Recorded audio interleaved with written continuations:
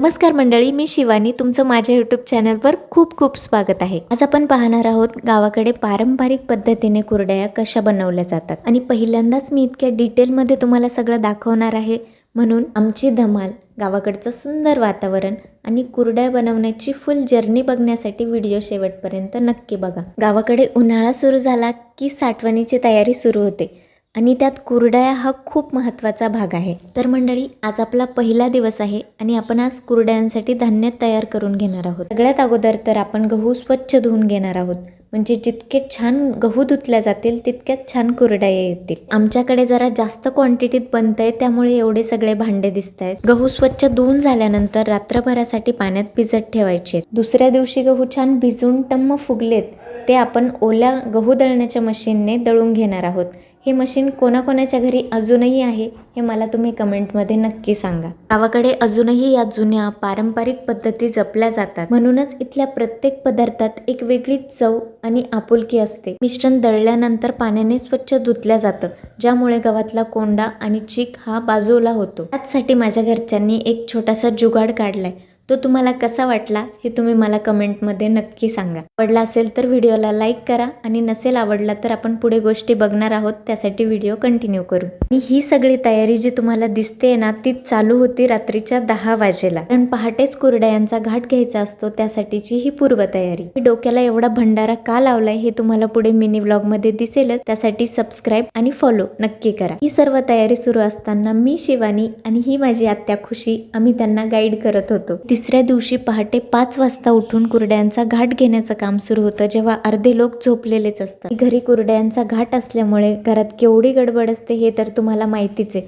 त्यामुळे घरच्यांनी सगळ्यांनाच 5 वाजता उठवून दिलेलं होतं. अगदी आमचा गोंडुल्या सुद्धा 5 वाजता उठून सगळी गंमत बघत होता आणि मज्जा करत होता. तो कुठे बसलाय हे जर तुम्हाला कळलं असेल ना, तर तुम्ही मला कमेंट सेक्शनमध्ये नक्की सांगा. आज कुरडया बनवण्याचा तिसरा दिवस आहे आणि मजेशीर पार्ट म्हणजे आपण आज कुरडया टाकतोय. पहिला घाट आहे, ऊन पण चांगलं पडलंय, कधी घाट बनवून संपला कळालं पण नाही. आणि आता दुसरा घाट बनवण्याची तयारी सुरू आहे, जे की मी सकाळी मिस केलं होतं. जे चीक रात्रभर पाण्यात तर ठेवलेला होताच, पण त्याचबरोबर तो स्वच्छ धुवून परत गाळून घेतला. ही प्रोसेस थोडीशी अवघड आहे, कारण गव्हाचा चीक पूर्णपणे पंचपात्रीत खाली बसलेला असतो आणि त्याला हलवायला स्ट्रॉंग माणूसच लागतो. तो चीक पूर्णपणे मिक्स झाल्यानंतर पाण्याचं जे अंदण ठेवलेलं होतं त्याला उकळे आल्यानंतर त्यात मिक्स करून त्याचा घाट घेतला जातो. हीच प्रोसेस तुम्ही बघा.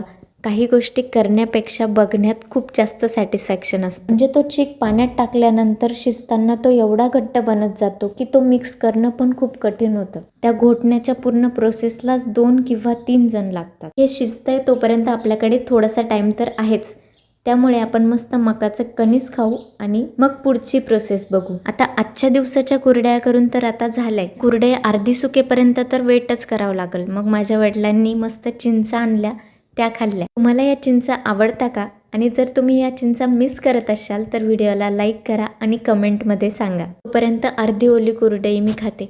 करा तुम्ही पटापट कमेंट करा. जेवण झाल्यानंतर सुद्धा अर्धी ओली कुरडई मी कितीही खाऊ शकते. माझे घरचे सुद्धा. आम्ही कितीतरी कुरड्या अशाच अर्ध्या ओल्या संपून टाकतो. दुपार झालीये म्हणून सर्वांसाठी उसाचा रस दिला आणि त्यानंतर आम्ही दोघी सुद्धा पिलो. कारण घरात लहान असल्यावर सगळीच छोटी मोठी कामं लहानांनाच करावं लागतात.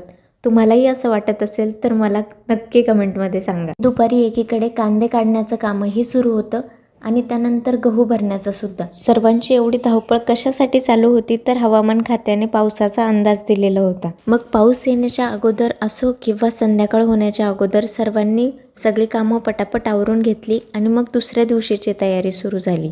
हे आहेत माझे आजोबा आणि दरवर्षीचं कुरडया टाकण्याचं काम यांचंच असतं. का तर ते एकदम एक्सपर्ट झाले यात. हे जे सगळ्यांनी मिळून करायची कामं असतात, उन्हाळी वाळवण असो किंवा काही गोष्टी ज्या एकत्र येऊन केल्या जातात, सगळे मिळून एकत्र काम केल्याने एक वेगळाच आनंद मिळतो. ही माझी गोंडुली कशी काम करते.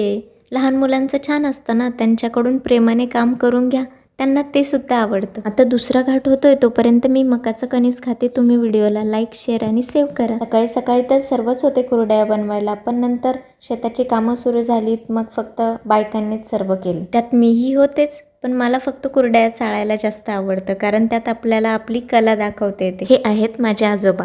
तुम्ही यांना ओळखतच असाल, कारण मी मागच्या 2-3 व्हिडिओत तुम्हाला दाखवलंय.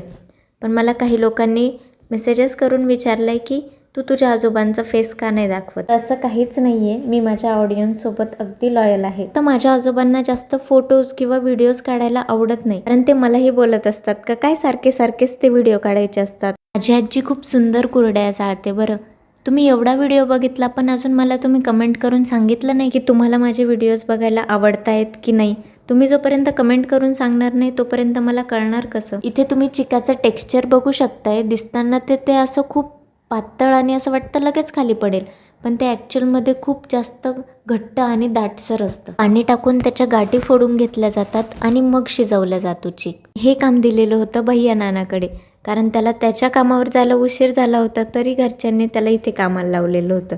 चीक चांगला मिक्स करून झाल्यानंतर तो एका बारीक चाळणीच्या मदतीने गाळून घेतला आणि मग पातेल्यात पाण्याचा अंदण ठेवून कुरड्यांचा घाट घेतला. आणि हा व्हिडिओ बघून तुम्हाला नक्कीच तुमच्या गावची किंवा घरची आठवण झालीच असणार. आणि तुम्ही जर मला आज नव्यानेच बघत असाल तर हाय, मी शिवानी आणि आत्ता मी तुम्हाला या व्हिडिओचा सर्वात महत्त्वाचा पार्ट दाखवणार आहे. आमच्या कुरड्यांना सगळ्यात मोठा हातभार तर हा लागलाय आणि ह्या गोंडोलीची मस्ती तर कधीच थांबत नाही.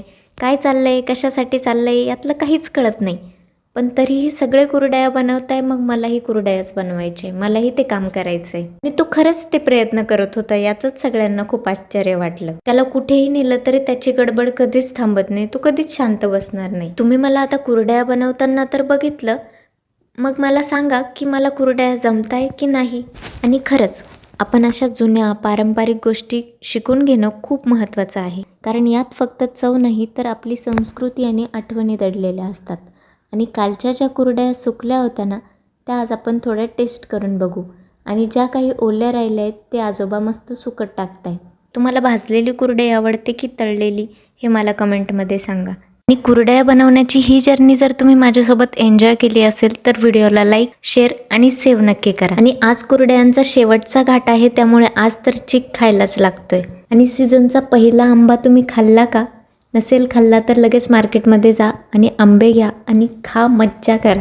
आणि जर घरचे आंबे असतील ना तर तो आनंदच काहीतरी वेगळा असतो. आणि तुम्हाला जर कच्ची कैरी आवडत असेल तर मागचा व्हिडिओ मी कच्ची कैरीवरच बनवलेला आहे. खूप छान छान रेसिपीज बनवल्या आहेत, त्या तुम्हाला नक्की आवडतील. त्यासाठी व्हिडिओ नक्की बघा. आणि या केळींना सोनकेळी असं म्हणतात. ते छोटे आणि खूप गोड असतात. कुणाचं काहीही सुरू असू दे, पण आमच्या गबरूला फक्त दिवसभर झोपच काढायच्या असतात, कारण रात्रभर आवाज करून सगळ्यांनाच त्रास देऊन झालेला असतो त्याचा. अशी अर्धी ओली कुरडई खायला तुम्हाला आवडतं का? नक्कीच आवडत असेल, मला तर खूप आवडतं. त्या शेटची झोप झाली आहे याचं आम्ही अजून नाव ठेवलेलं नाही आहे. तुम्हाला जर काही नाव सुचत असेल तर तुम्ही कमेंटमध्ये ते सुचवा. आणि पुढचा व्हिडिओ अशाच एका पारंपरिक रेसिपीसोबत घेऊन येते, त्यासाठी चॅनलला सबस्क्राईब नक्की करा. आणि व्हिडिओ आवडला असेल तर लाईक, शेअर आणि सेव्ह करा.